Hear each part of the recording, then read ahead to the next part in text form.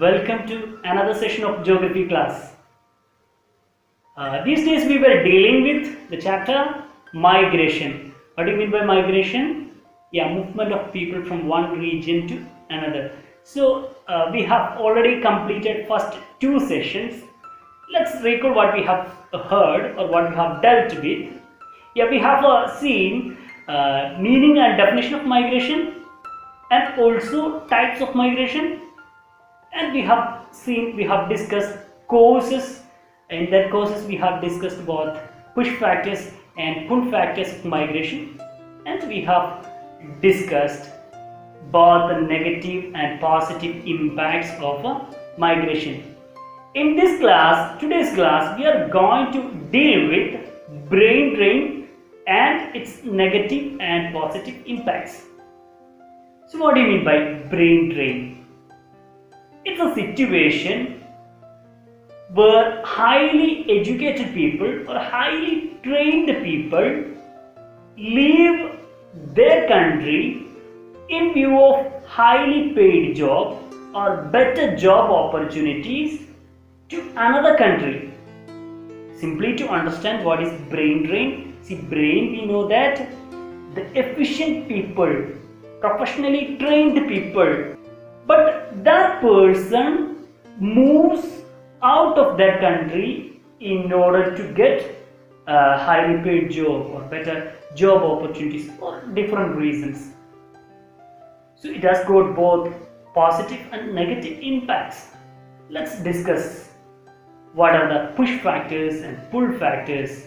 So in simple terms, we can say that push factors are the features of less developed countries that forces a talented, a capable, a trained, intelligent person to move from that less developed country to developed nation.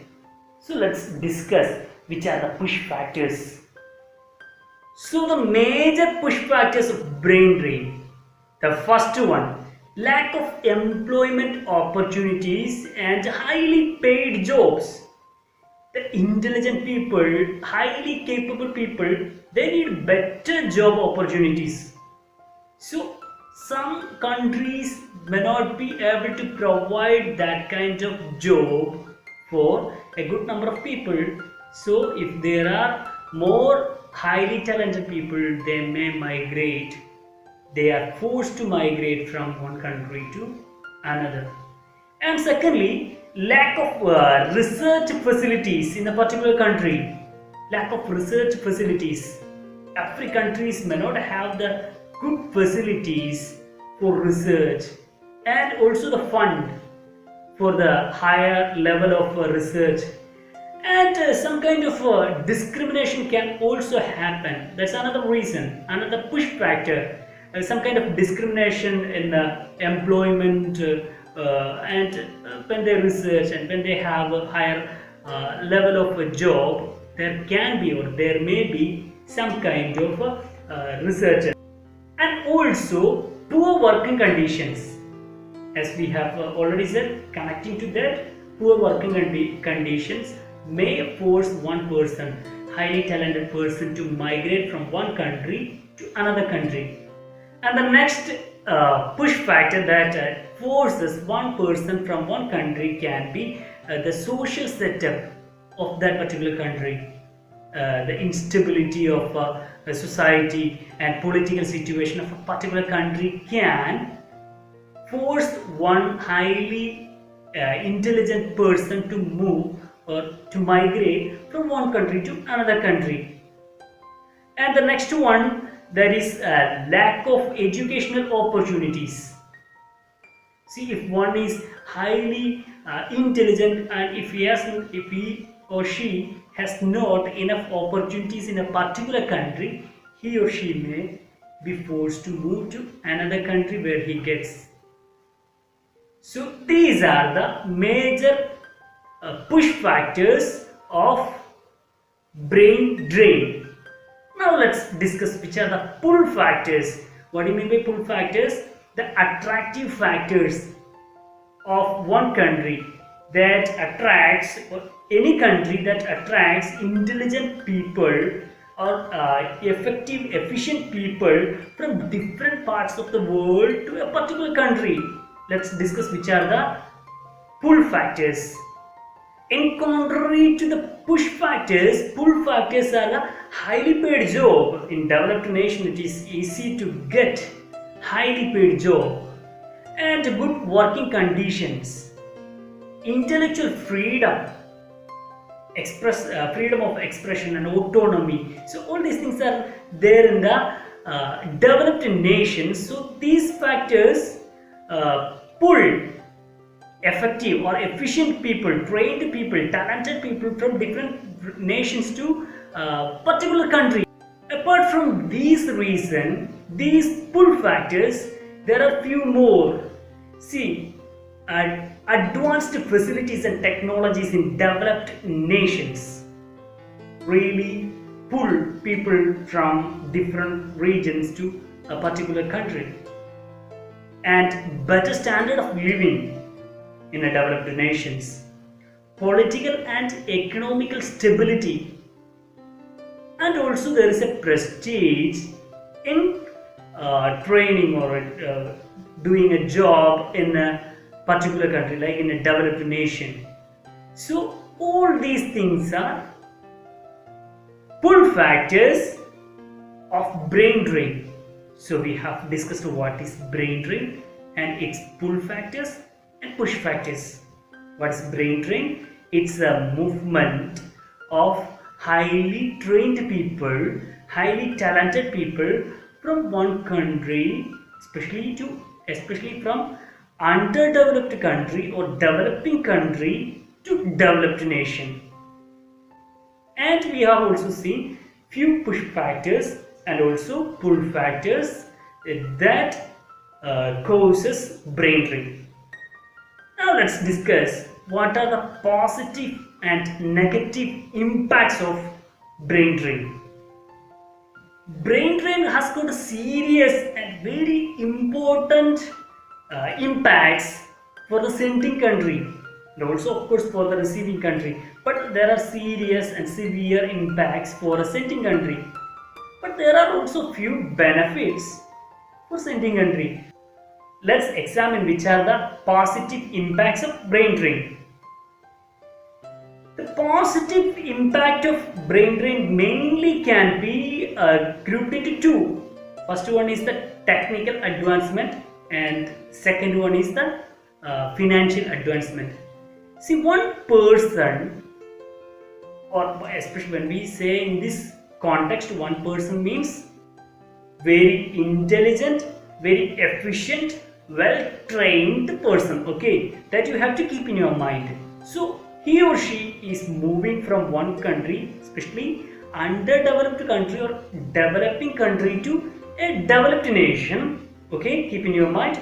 So he or she is moving to that country and he or she is working there and learning lots of new technologies. And once he is returning to his own country, so this technology can be adapted and implemented in this sending country. I hope you are getting me. So this sending country also is improving, right?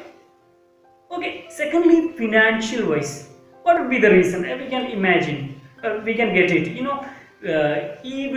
or she will get a very good income there in the developed nation, and where he or she is going to spend this money, revenue, in the hometown or sending country, his own country. So if he or she is spending that money, then the economy of this country, the sending country, is improving, is developing. So these are the major two positive impacts when we consider brain drain from the part of sending country. I hope this is clear. Now let's move to the negative impact of brain drain.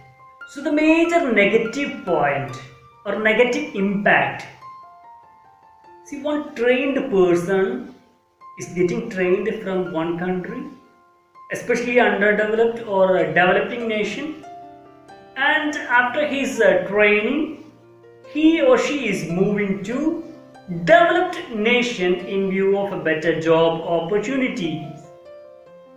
Then the innovative ideas or the effective works that are to be done in the sending country, which means the country that has trained him or her is losing, isn't it? So the sending country is losing a potential leader, and it may have a lack of trained, skilled laborers, professionals in that particular country. It will have a lots of negative impacts in the economy of that sending country. And secondly, see, one country is spending a lot of money, investing a lot of money for the education. Maybe if one intelligent person is learning in the expense of government, in the government institutions. So if he or she is moving out of that country for his personal benefit, then the sending country is losing lots of investment in the matter of education. So all these things are impacts, negative impacts, and this influence very negatively the sending country. So here we are concluding this chapter. This was a small chapter.